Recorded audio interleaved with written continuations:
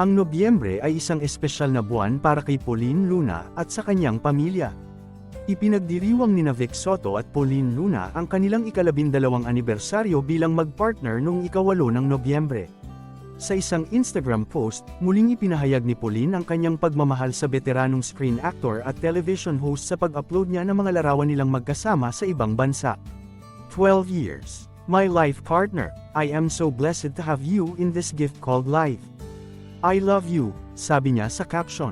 Sina Pauline at Vic, na tinaguri ang prinsipe ng komedya ng bansa, ay nagpakasal noong ika-30 ng Enero taong 2016.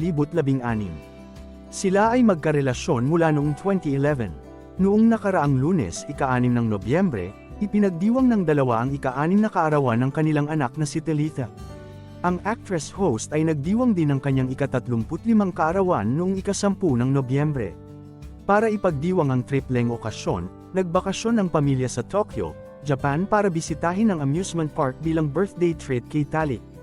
Ibinahagi ni Pauline sa social media ang kanilang masasayang sandali sa pagbisita sa Tokyo Disney Sea, kung saan makikita si Tali na masayang nakikipag-ugnayan sa mga mascot.